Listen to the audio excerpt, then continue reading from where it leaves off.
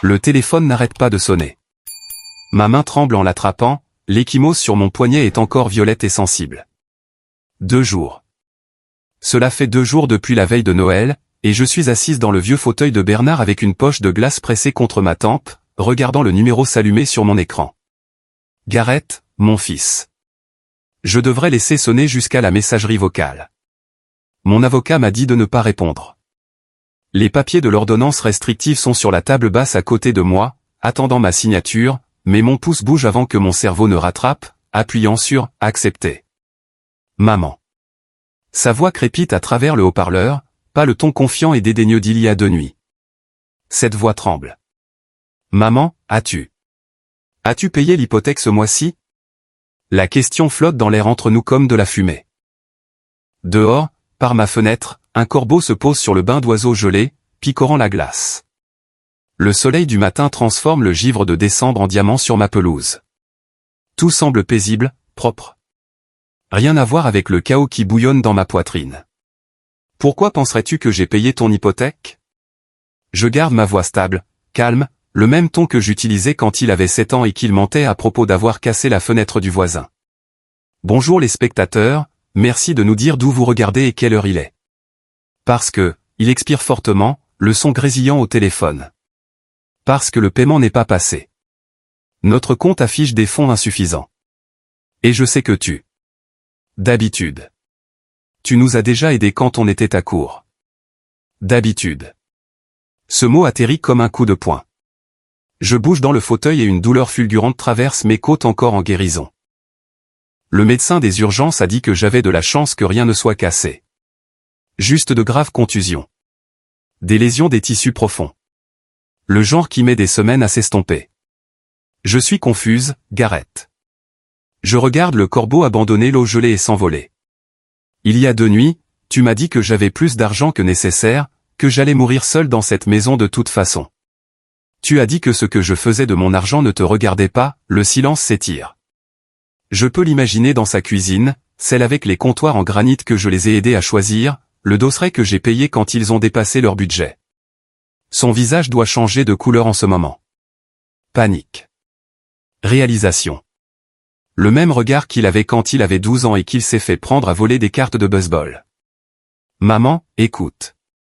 Non, toi tu écoutes. Ma voix reste douce, mais il y a de l'acier en dessous maintenant. De l'acier qui n'était pas là avant. Ta femme m'a volé 30 000 $. Tu le savais, tu l'as aidé à le faire. Et quand je vous ai confrontés tous les deux, vous m'avez poussé au sol et laissé saigner sur le sol de ma cuisine avec une commotion cérébrale. Je ne voulais pas, c'était un accident. La police a des photos, Gareth. L'hôpital a des dossiers. Mon avocat a la documentation de chaque retrait que Vanessa a fait. Je fais une pause. Laisse le poids de ces mots s'installer. Alors, non. Je n'ai pas payé ton hypothèque. Maman, s'il te plaît. Le désespoir dans sa voix me touchait autrefois. Me faisait chercher mon chéquier, ma carte de crédit, tout ce qui pouvait arranger les choses. Ils vont saisir. On va perdre la maison. Tout. Juste cette fois. Juste cette fois. Le rire qui sort de moi semble étranger. Aiguisé. Je t'ai donné 20 000 $ pour ton acompte il y a 7 ans. J'ai couvert tes paiements de voiture, tes cartes de crédit, tes urgences, et tu m'as remercié en volant, en posant les mains sur moi. Je suis désolé, mon Dieu. Maman, je suis tellement désolé. Es-tu désolé de l'avoir fait ou désolé de t'être fait prendre? Pas de réponse. Le corbeau qui s'était envolé plus tôt revient avec un autre oiseau.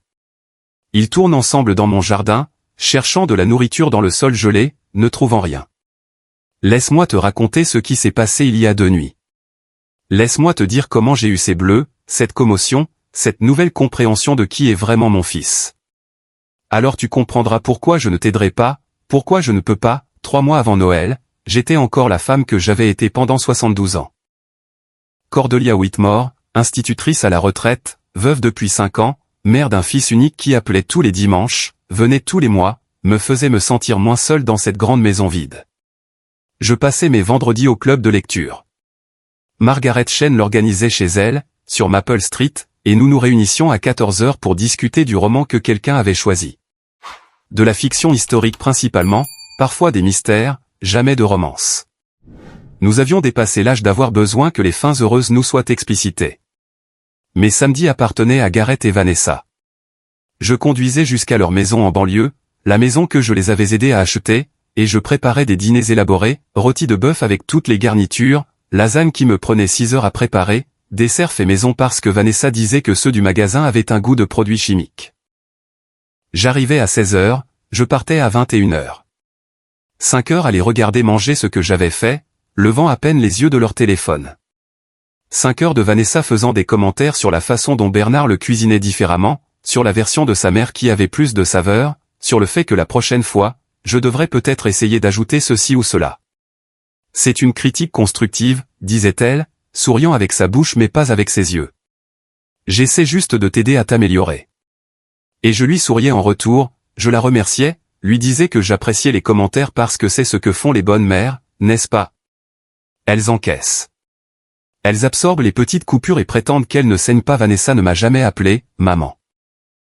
5 ans de mariage avec mon fils et c'était toujours « Cordelia », sec, professionnel, comme si j'étais quelqu'un avec qui elle travaillait, pas de la famille. Mais je me disais que ça n'avait pas d'importance. Certaines personnes ne sont pas à l'aise avec les titres. Certaines personnes montrent leur amour différemment. J'imaginais des choses, j'étais trop sensible. C'est ce que Bernard disait quand je me plaignais des commentaires de sa sœur. Tu es trop sensible, Cordy. Elle ne le pense pas à mal. Je gardais leur Golden Retriever, Max et Daisy, chaque fois qu'ils voyageaient, ce qui était souvent la vallée de Napa pour la dégustation de vin, Aspen pour le ski, 2 semaines en Italie au printemps dernier. Ils déposaient les chiens avec un sac de nourriture et un rapide « merci », puis postaient des photos depuis des salons de première classe et des hôtels 5 étoiles. Je regardais ces publications depuis mon salon, Max ronflant sur mes pieds, la tête de Daisy sur mes genoux, et je me sentais reconnaissante qu'ils me fassent confiance avec leur « bébé ». C'est ainsi que Vanessa les appelait, ces « bébés ». Peu importe que j'ai élevé un vrai bébé, que je sache ce que le sacrifice signifiait vraiment. L'argent que je leur avais donné pour le raconte, $20 000 de l'assurance vie de Bernard, n'était jamais mentionné. Cela faisait 7 ans, et parfois je me demandais s'il s'en souvenait même, s'il s'était convaincu qu'il l'avait fait seul.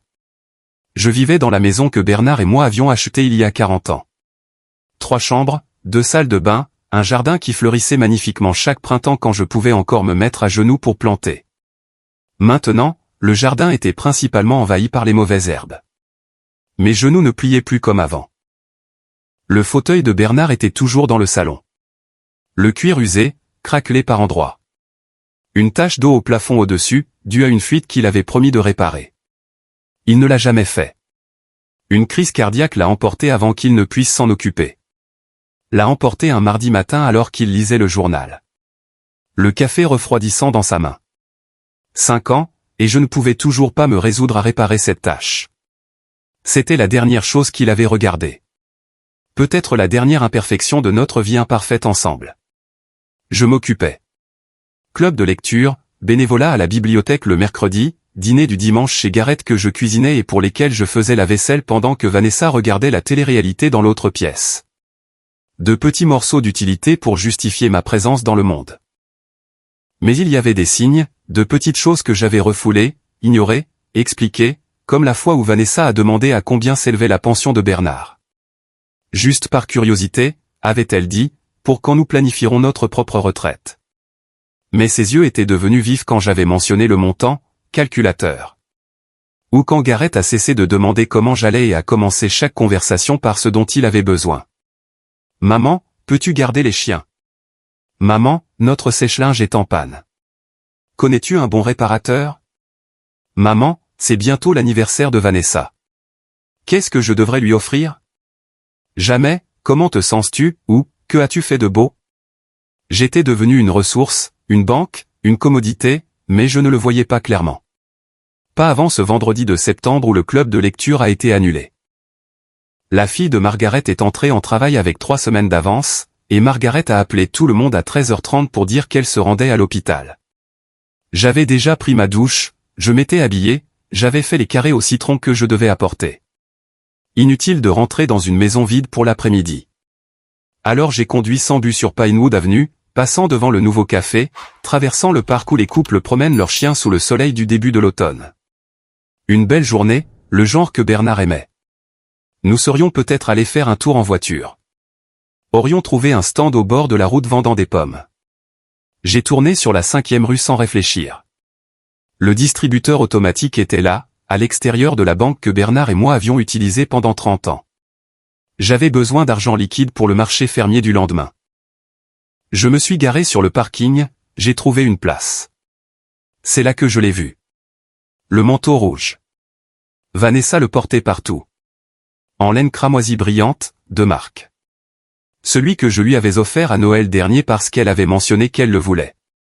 $800 que j'avais dépensé en regardant son visage s'illuminer lorsqu'elle a ouvert la boîte. Le premier sourire sincère qu'elle m'ait jamais adressé. Elle se tenait au distributeur, le dos tourné vers moi, mais je reconnaîtrais ce manteau n'importe où. Leur Mercedes était garée 3 places plus loin. Celle avec la bosse sur le pare-chocs arrière depuis que Garrett avait reculé dans un poteau.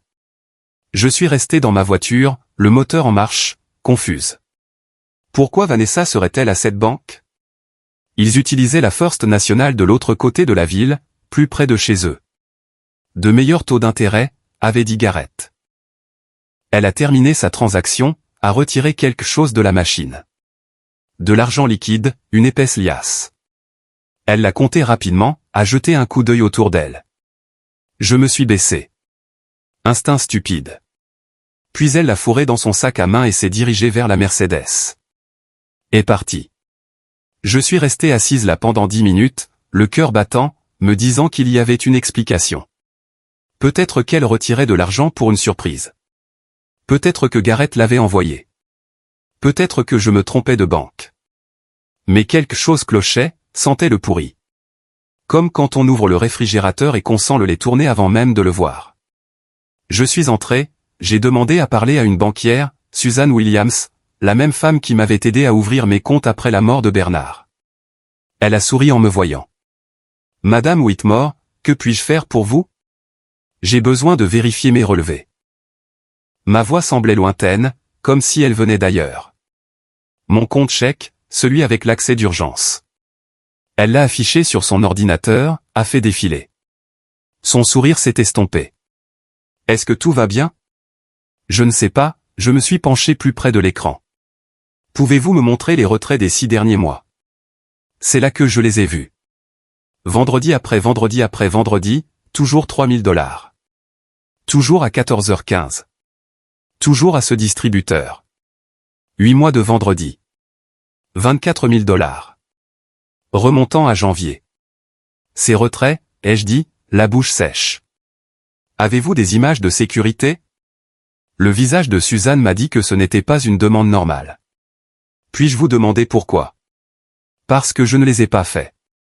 La couleur a quitté son visage. Je vais chercher le directeur. Ils ont sorti les images, me les ont envoyées par email, m'ont dit de porter plainte, ont prononcé des mots comme fraude, vol et enquête. Leur voix bourdonnait comme des insectes dans mes oreilles. Je suis rentré chez moi dans un état second, je suis resté assise dans mon allée pendant 1 heure avant de pouvoir me décider à entrer. Quand je l'ai finalement fait, tout semblait pareil, mais était différent, comme si je marchais dans la maison d'un étranger. J'ai ouvert mon ordinateur portable avec des mains tremblantes, j'ai cliqué sur l'email de la banque, j'ai regardé les images de sécurité. Elle était là, Vanessa, dans ce manteau rouge. Vendredi 13 septembre, 14h17. Glissant une carte dans le distributeur, tapant des chiffres, prenant de l'argent. Vendredi 6 septembre. Même chose. Vendredi 30 août. Le 23 août. J'ai regardé 8 mois de vendredi. J'ai regardé ma belle-fille me voler en haute définition. Son visage était clair sur chaque image. Parfois elle avait l'air nerveuse, parfois ennuyée. Une fois, elle était au téléphone, riant de quelque chose pendant que mon argent sortait de la machine. La Mercedes était toujours en arrière-plan. La voiture de Garrett, ce qui signifiait soit qu'il était avec elle, soit qu'elle avait ses clés, soit. J'ai appelé le numéro de Garrett. Ça a sonné 4 fois avant qu'il ne réponde. Salut, maman. Je suis un peu occupé. La carte de débit que je t'ai donnée pour les urgences. Ma voix ne tremblait pas étrange. Celle connectée à mon compte chèque. Où est-elle? Pause. Dans mon portefeuille. Pourquoi? Tu es sûr? Oui, je suis sûr. De quoi s'agit-il? Vérifie tout de suite, s'il te plaît. J'ai entendu des bruissements, un tiroir s'ouvrir. Silence. Elle est là, a-t-il dit. Juste là où elle est toujours. Peux-tu me lire le numéro? Maman, sérieusement, qu'est-ce que? Lis-moi le numéro, Gareth. Il l'a fait. Je l'ai vérifié par rapport à mon relevé. Même carte, même numéro. Quand l'as-tu utilisé pour la dernière fois? Ai-je demandé. Je ne sais pas. Il y a 2 ans. Quand ma transmission a lâché. Tu as dit que c'était seulement pour les urgences. L'as-tu déjà donné à Vanessa? Le silence s'est étiré trop longtemps. Gareth? Elle en a eu besoin une fois, a-t-il dit doucement. En décembre dernier, pour les achats de Noël. Nos cartes de crédit étaient au maximum. Je lui ai dit de ne retirer qu'un peu. Combien, c'est un peu? Je ne sais pas, $3000. Elle a dit qu'elle le rembourserait tout de suite. Mon salon a basculé. Je me suis agrippé au bras du fauteuil de Bernard pour rester droite. A-t-elle remboursé? Je ne. J'ai supposé. Sa voix a changé, devenant défensive. Pourquoi tu me poses des questions là-dessus? Je te rappellerai. J'ai mis fin à l'appel avant qu'il ne puisse répondre. J'ai passé 3 jours à rassembler des preuves. J'ai sorti tous les relevés bancaires des 8 derniers mois, j'ai fait une feuille de calcul avec les dates, les montants, les heures, j'ai demandé plus d'images de sécurité, j'ai monté un dossier comme si je me préparais pour un procès. Parce que peut-être que c'était le cas. Vendredi soir, je suis resté éveillé, fixant la tache d'eau de Bernard, additionnant des chiffres dans ma tête. $24 000 de retrait, plus les $6 000 supplémentaires qu'elle avait pris au cours des 2 derniers mois. $30 000 au total. Disparu. C'était mon fonds d'urgence, mon argent pour l'opération. J'avais besoin d'une prothèse de hanche au printemps prochain. La douleur empirait, rendant difficile de dormir, de marcher plus d'un pâté de maison. L'assurance couvrirait la plupart des frais, mais pas tout. Cet argent était censé combler la différence. Il était aussi censé me durer. La sécurité sociale et la pension de Bernard n'étaient pas grand-chose. Je vivais prudemment, je découpais des coupons, j'achetais des produits génériques, je me privais de choses que je voulais pour avoir assez pour les choses dont j'avais besoin. Et Vanessa l'avait pris. L'avait pris pendant que j'étais au club de lecture à parler des problèmes de personnages de fiction. Pendant que je faisais mes carrés au citron et que je vivais ma petite vie prudente. La colère est venue lentement. Puis d'un seul coup. J'ai pris une décision. La veille de Noël, je les inviterai comme d'habitude, je préparerai le dîner comme d'habitude, et ensuite je les confronterai tous les deux. Je voulais voir leur visage. J'avais besoin de comprendre comment ils se justifiaient cela à eux-mêmes. J'avais besoin de leur donner une chance d'expliquer, de s'excuser, de réparer. Une partie de moi espérait encore qu'il y avait une explication, un malentendu, quelque chose qui donnerait un sens à cette trahison. J'avais tort. La veille de Noël est arrivée, froide et claire. Je me suis réveillé à 6 heures, j'ai pris une douche, je me suis habillé avec le pull rouge que Gareth m'avait offert il y a 3 anniversaires, j'ai commencé à cuisiner à 7 heures. Poitrine de dinde pour 3, purée de pommes de terre, gratin de haricots verts, petit pain fait maison, biscuits au sucre en forme d'étoile et de sapin. Le relevé bancaire était plié dans la poche de mon tablier. Je l'avais touché tellement de fois que le papier était devenu doux, presque comme du tissu. Je n'étais pas nerveuse. Ça m'a surprise. J'avais passé 3 mois à être la femme qui acceptait les choses, qui expliquait les signaux d'alarme, qui se convainquait que la famille était censée ressembler à ça, légèrement douloureuse, principalement décevante, mais néanmoins un lien. Cette femme était partie. Celle qui étalait la pâte à biscuits dans sa cuisine était quelqu'un de plus dur. Quelqu'un qui avait passé 72 ans à être gentil et n'avait obtenu que des bleus en retour. Les biscuits étaient au four quand la sonnette a retenti. 16h47, tôt. Il n'était pas censé arriver avant 18h. À travers le verre dépoli, j'ai vu la Mercedes dans mon allée, l'échappement crachant de la fumée blanche dans l'air de décembre. J'ai essuyé la farine de mes mains, j'ai vérifié mon reflet dans le miroir du couloir, j'ai lissé mes cheveux. Puis j'ai ouvert la porte, arborant le sourire que j'avais répété, celui qui disait que tout allait bien. Maman. Gareth est entré d'un coup, apportant l'air froid et son parfum. Il m'a embrassé sur la joue sans me regarder. On est en avance. Vanessa voulait t'aider pour le dîner. Vanessa est passée en glissant, ses talons claquant sur mon parquet. Elle portait une tarte achetée au magasin, encore dans son emballage en plastique. Joyeux Noël, Cordelia. Jamais, maman, même pas, belle maman. Toujours mon prénom, comme si nous étions des collègues. J'ai fermé la porte, je les ai suivis dans la cuisine. Mon cœur battait vite maintenant, mais mes mains restaient stables. Du vin. Vanessa a ouvert mon réfrigérateur sans demander, a sorti le chardonnay que je gardais pour une occasion spéciale qui ne semblait jamais arriver. Elle a versé 2 verres, un pour Gareth, un pour elle. Je n'ai rien eu. Elle s'est assise à ma table de cuisine, la table de Bernard, celle que nous avions achetée quand Gareth était bébé, et a siroté son vin. Tu sais, Cordelia, j'ai vu un manteau adorable chez Nordstrom hier. Cachemire couleur camel, en solde pour seulement 1200 $. Je pensais que peut-être pour mon anniversaire. En fait, ai-je dit, ma voix coupant ses paroles comme un couteau dans du beurre. Je dois discuter de quelque chose d'important. Gareth a desserré sa cravate. Ça peut attendre? On a eu une longue journée. Non. J'ai sorti le relevé bancaire de ma poche, je l'ai déplié soigneusement, lissant les plis. Ça ne peut pas, le papier a crissé dans le silence soudain. La radio continuait de jouer. Bing Crosby chantant Noël blanc. Mauvaise bande-son pour ce qui allait se passer. Les yeux de Vanessa se sont rétrécis juste une seconde, mais je l'ai vu. Qu'est-ce que c'est? Gareth a tendu la main vers le relevé. Je l'ai retenu.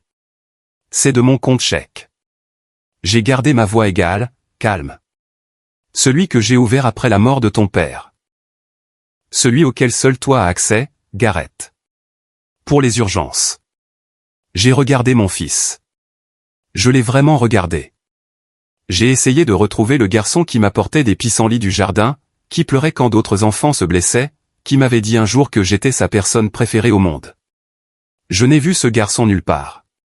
Quelqu'un a retiré de l'argent, ai-je poursuivi. De grosses sommes, près de 30 000 $ au cours des 8 derniers mois. La cuisine semblait plus petite soudainement, les murs se refermant.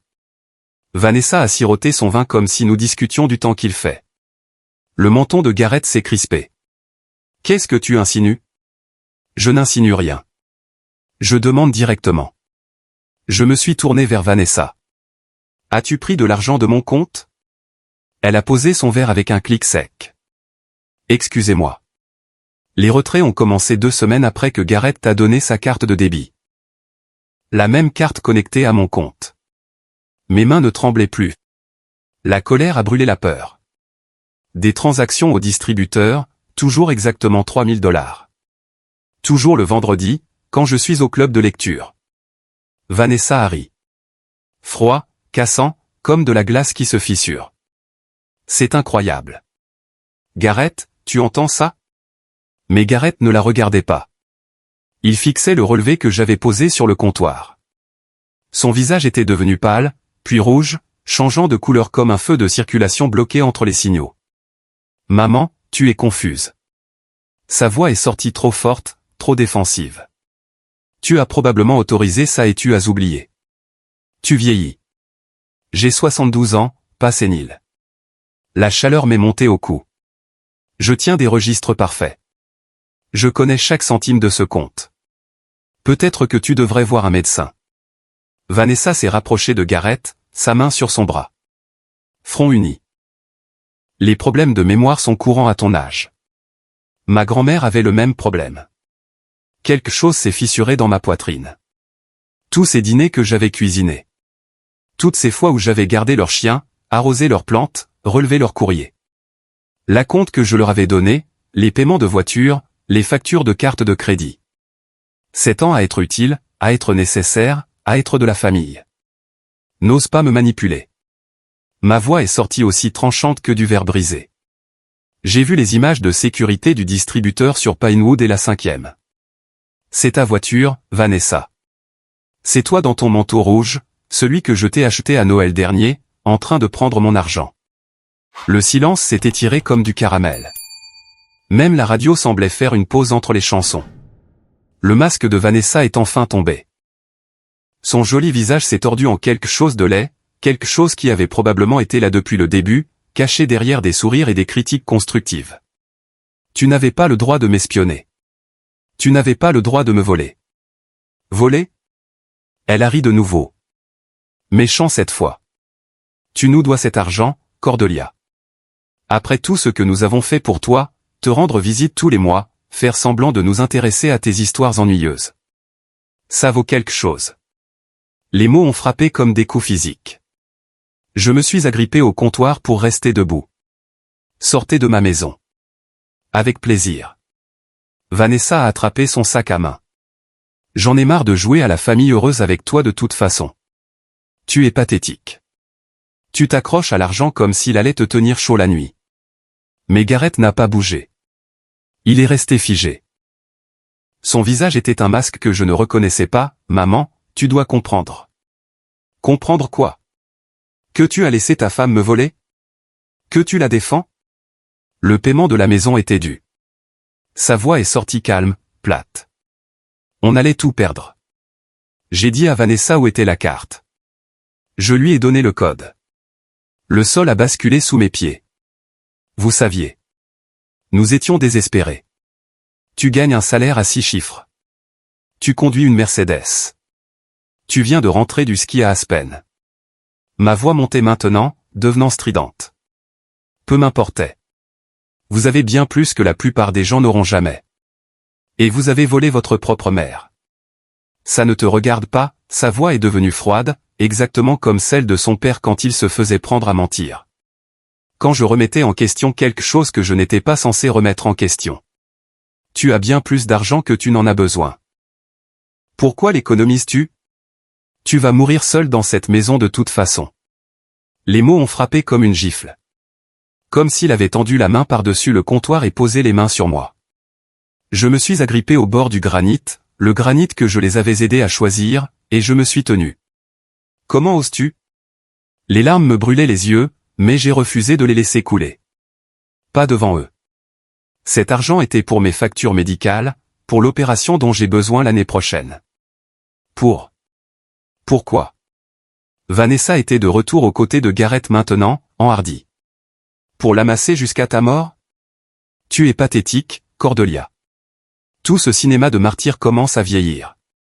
Sortez. Ma voix a tremblé. Tous les deux, maintenant. Garrett s'est avancé vers moi, le visage tordu par quelque chose entre la colère et la culpabilité. Tu fais une énorme erreur. J'ai dit, sortez.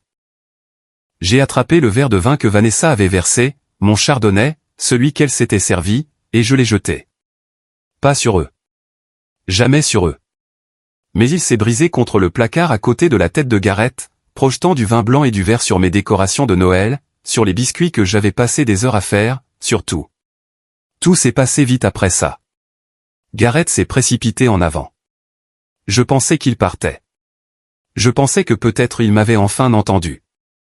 Mais ses mains ont trouvé mes épaules à la place. Les ont trouvées et ont poussé fort.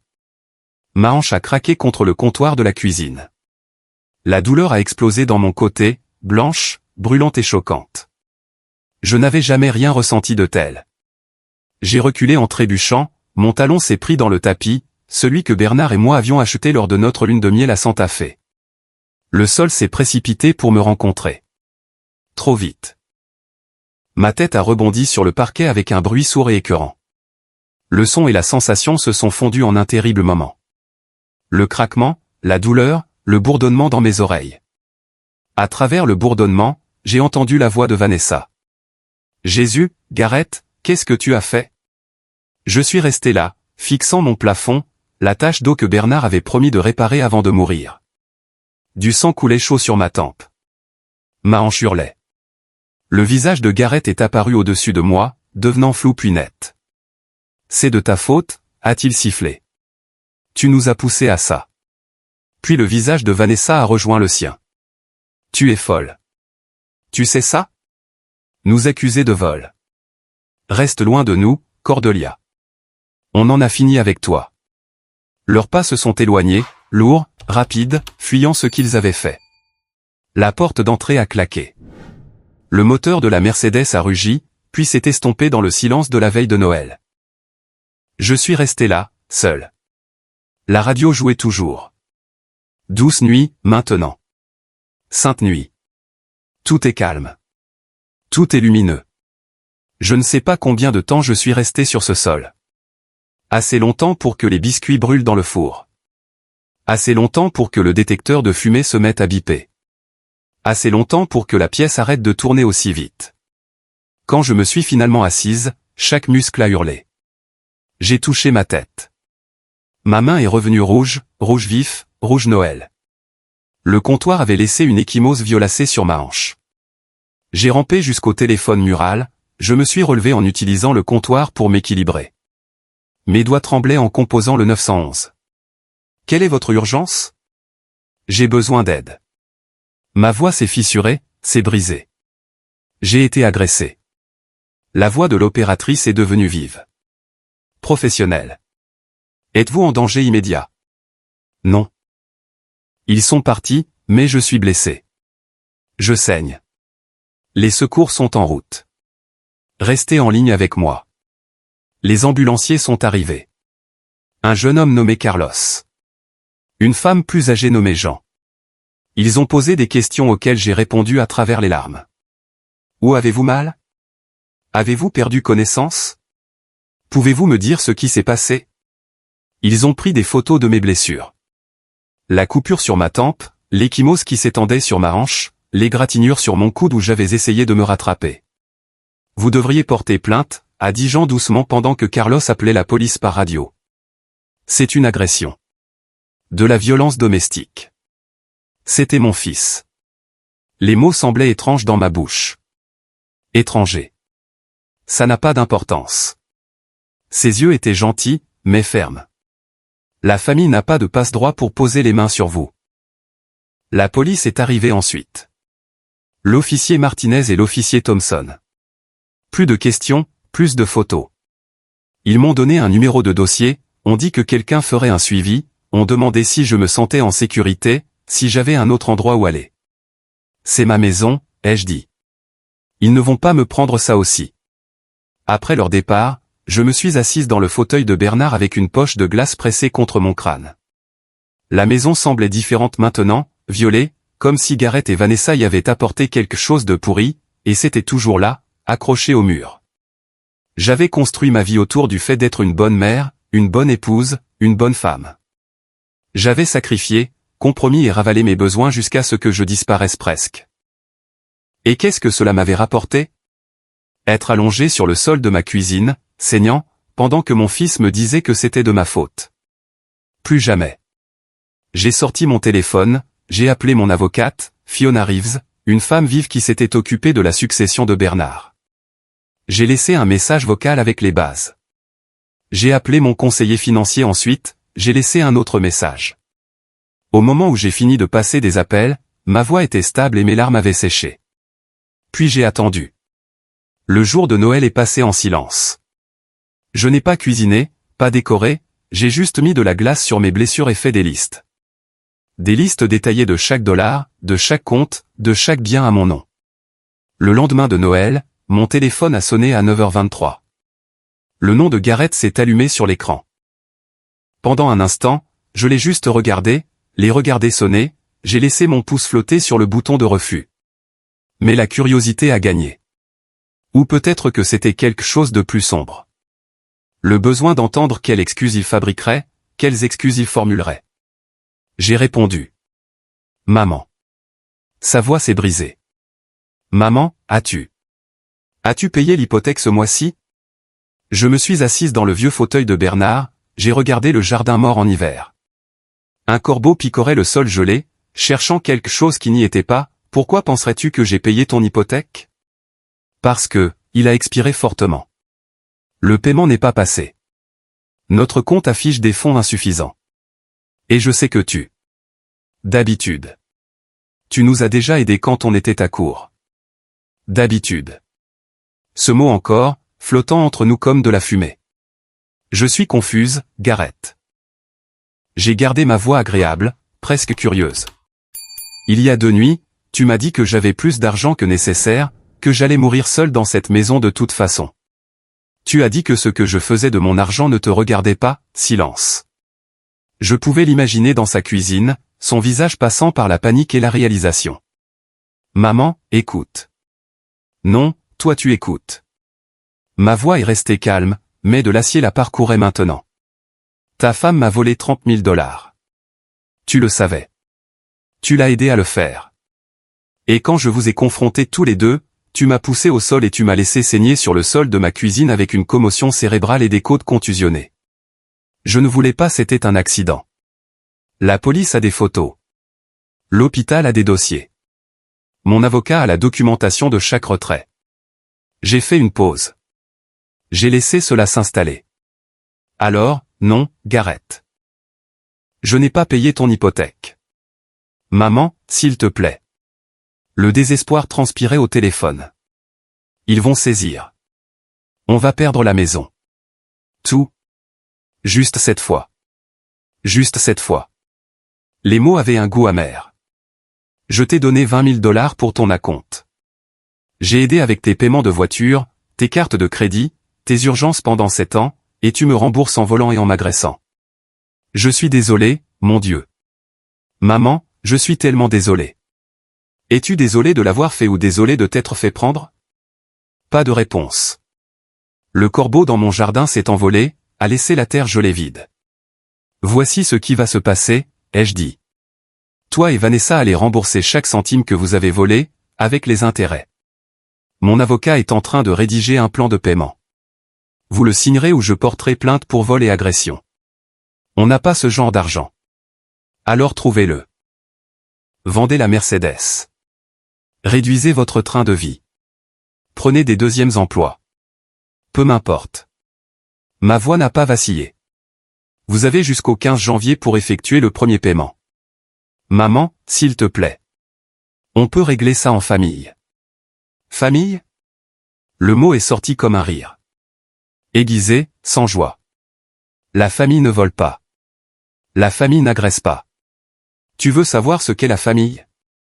Ce sont les gens qui se présentent quand tu es allongé sur le sol en train de saigner. Ce n'était pas vous.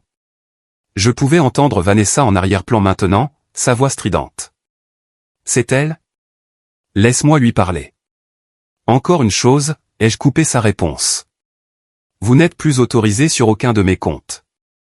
Mon avocat a déjà déposé des ordonnances restrictives. Si vous vous approchez à moins de 500 pieds de moi ou de ma propriété, vous serez arrêté. Tu ne peux pas faire ça. Regarde-moi faire. J'ai fait une pause, puis j'ai laissé le silence s'étirer. Quand j'ai parlé à nouveau, ma voix est descendue à peine au-dessus d'un murmure. Le même ton que Bernard utilisait pour prendre des décisions finales qui ne pouvaient être négociées. On récolte ce que l'on sème. J'ai mis fin à l'appel. Mes mains ne tremblaient pas. Mon cœur battait régulièrement et fort. Par la fenêtre, la neige a commencé à tomber. Douce, silencieuse, recouvrant le jardin mort de blanc. J'avais passé 72 ans à être agréable, généreuse, à être la pacificatrice de la famille. Où cela m'avait-il mené? Saignant sur le sol de ma cuisine la veille de Noël. Mais je n'étais plus cette femme. La femme qui était allongée sur ce sol y était morte.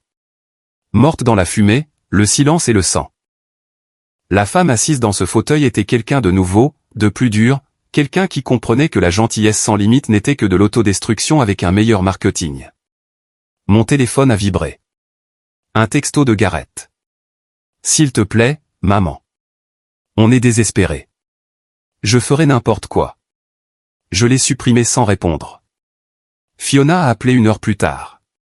J'ai les documents prêts, plan de paiement, ordonnance restrictive, et j'ai déposé une modification du rapport de police ajoutant les accusations de vol. Voulez-vous poursuivre? J'ai pensé à Gareth petit garçon, m'apportant des dessins de l'école, pleurant quand il s'écorchait le genou, me serrant si fort que je pouvais à peine respirer. Tous ces souvenirs semblaient appartenir à quelqu'un d'autre maintenant. Une femme naïve qui pensait que l'amour suffisait toujours. Poursuivez, ai-je dit. Bien. La voix de Fiona contenait de l'approbation. Pour ce que ça vaut, Cordelia, vous faites ce qu'il faut. Famille ou pas, l'abus est l'abus. Après qu'elle a raccroché, je me suis fait un thé. Je me suis assise à ma table de cuisine où Vanessa m'avait traité de pathétique, où Gareth avait dit que je mourrais seul. Le soleil a percé les nuages, a transformé la neige en diamant. Mon téléphone a vibré encore et encore et encore. Gareth et Vanessa, sombrant dans la panique alors qu'ils réalisaient que les conséquences de leurs actions les rattrapaient enfin. J'ai éteint le téléphone, j'ai siroté mon thé. Pour la première fois en 5 ans, peut-être plus, j'ai ressenti quelque chose de proche de la paix. Pas le bonheur. La paix, c'était différent. La paix, c'était connaître sa valeur et refuser d'accepter moins. La paix, c'était tracer des limites et les faire respecter, même quand ça faisait mal, surtout quand ça faisait mal. La maison semblait plus calme sans le poids de leur présence, de leurs attentes, de leurs sentiments de droit. Juste moi, le tic-tac de l'horloge grand-père et la neige tombant doucement dehors. J'ai sorti mon journal, celui que je tenais depuis la mort de Bernard. J'ai écrit 4 mots sur une page fraîche. Les mêmes 4 mots que j'aurais dû dire il y a des années. Les mêmes 4 mots qui définiraient le reste de ma vie. Je me choisis maintenant. 6 semaines ont passé. Janvier est devenu février. Les bleus sont passés du violet au jaune puis à rien. Ma hanche me faisait encore mal quand il pleuvait, mais le médecin a dit que ça s'améliorerait avec le temps.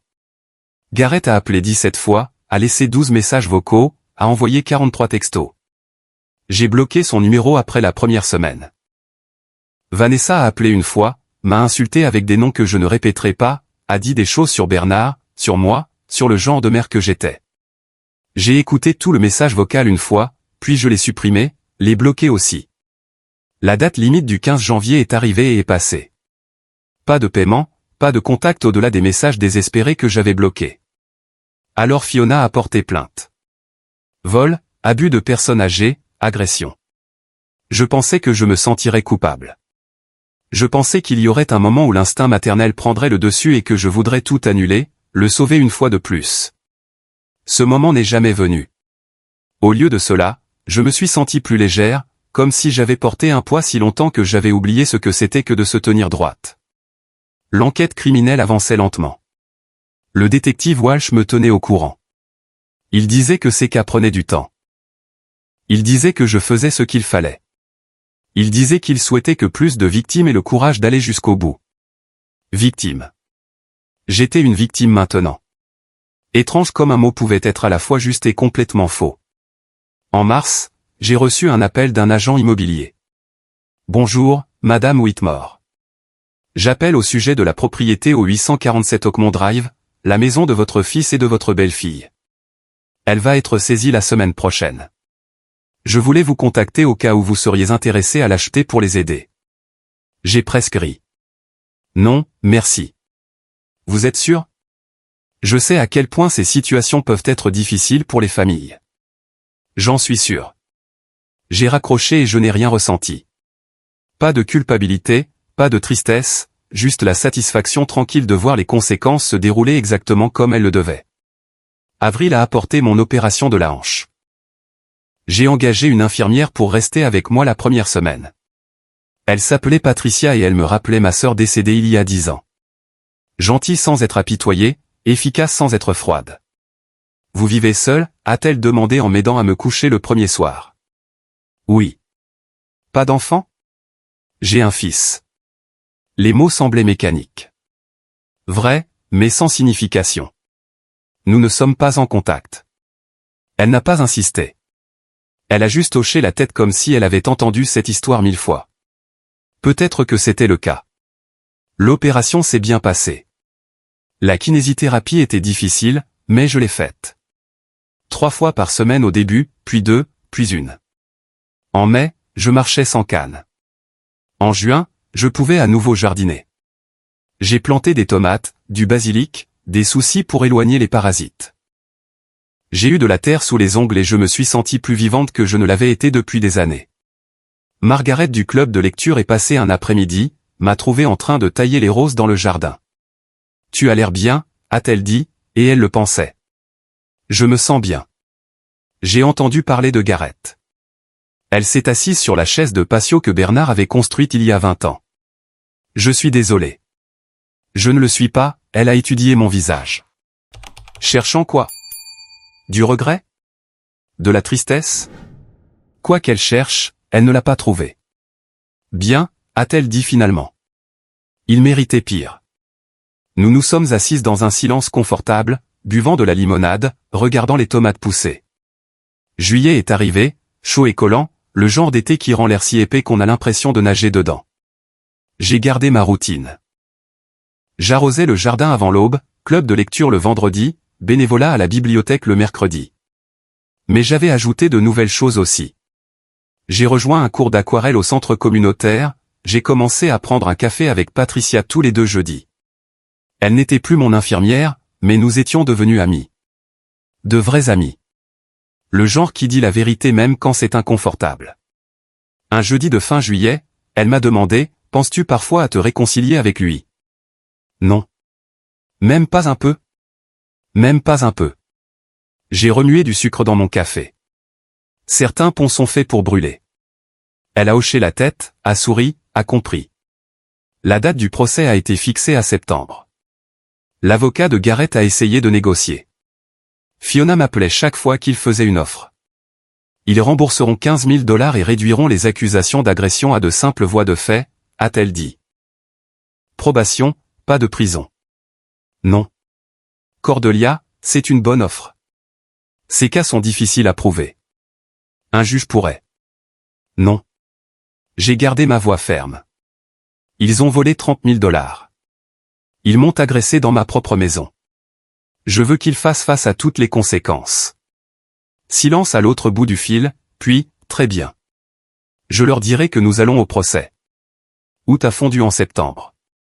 Les feuilles ont commencé à changer. J'ai acheté un nouveau pull, rouge, non pas parce que Garrett m'avait donné l'ancien, mais parce que j'aimais le rouge, parce qu'il me faisait me sentir audacieuse. La veille du procès, Garrett s'est présenté chez moi. Je l'ai vu par la fenêtre, debout sur mon porche, l'air plus petit en quelque sorte, plus âgé. Il avait perdu du poids. Son costume flottait sur lui. Il a sonné. Je n'ai pas répondu. Il a sonné de nouveau. Maman, je sais que tu es là. S'il te plaît, je veux juste parler. Je suis resté dans mon salon, à 1,5 mètre de la porte, sans rien dire. Je suis désolé, a-t-il dit à travers le bois. Je suis tellement désolé. Je n'ai jamais voulu te faire de mal. J'étais désespéré et stupide et j'ai pris la pire décision de ma vie. Sa voix s'est brisée. S'il te plaît, maman. S'il te plaît, ne fais pas ça. Je t'en supplie. Je suis resté là à l'écouter, ne ressentant rien. Après 10 minutes, il est parti, s'est éloigné dans une voiture que je ne reconnaissais pas. Quelque chose de bon marché, américain. La Mercedes était partie. J'ai appelé la police, j'ai signalé la violation de l'ordonnance restrictive. Ils ont dit qu'ils feraient un suivi. Le procès a duré 3 jours.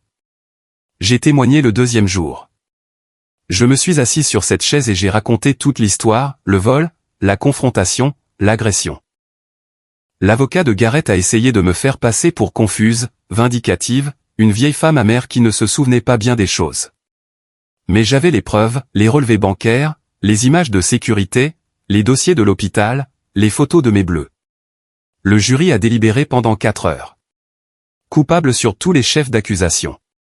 Garrett a pleuré quand ils ont lu le verdict. Vanessa est restée impassible dans la galerie. Quand le juge l'a condamnée à 18 mois de prison et leur a ordonné de rembourser la totalité des 30 000 $, plus les intérêts et les frais de justice, elle s'est levée et est sortie. Je me suis assise dans cette salle d'audience et j'ai senti le poids de 72 ans se soulever de mes épaules. Dehors, sur les marches du palais de justice, un journaliste m'a demandé comment je me sentais. Libre, ai-je dit, et je le pensais. Cela fait 6 mois depuis le procès. Le printemps revient. Mon jardin est planifié. Les graines sont commandées. J'ai des tomates, des poivrons et toute une section pour les herbes. Les 30 000 $ sont revenus par versement. Leur maison a été vendue aux enchères. Ils ont dû déclarer faillite. J'ai entendu par Margaret qu'ils sont divorcés maintenant. Garrett est sorti de prison plus tôt pour bonne conduite. Il vit dans un studio de l'autre côté de la ville, travaille comme livreur. Je ne pense plus beaucoup à lui. Certains jours, j'oublie même que j'ai eu un fils. Patricia m'a demandé la semaine dernière si je me sentais parfois seul. Parfois, ai-je dit, mais seul vaut mieux qu'utilisé. Elle a ri. D'accord. Je suis assise dans mon jardin maintenant. Premier jour chaud de mars. Le corbeau qui picorait autrefois le sol gelé est de retour. Je lui ai laissé des graines. Il amène sa compagne maintenant. Ils construisent un nid dans le chêne que Bernard a planté quand nous avons emménagé. La boucle est bouclée. Tout revient. J'ouvre mon journal à une page fraîche. Je pense à ce que je vais écrire, à ce que ces derniers mois m'ont appris. Finalement, je l'écris. La leçon qui m'a coûté 30 000 $ et un fils à apprendre. L'amour sans respect n'est qu'un autre mot pour l'abus. La générosité sans limite n'est qu'un autre mot pour se faire utiliser. Et parfois, la chose la plus gentille que vous puissiez faire pour vous-même est de laisser les gens faire face aux conséquences de vous avoir maltraité. Je ferme le journal, je regarde les corbeaux, je sens le soleil sur mon visage.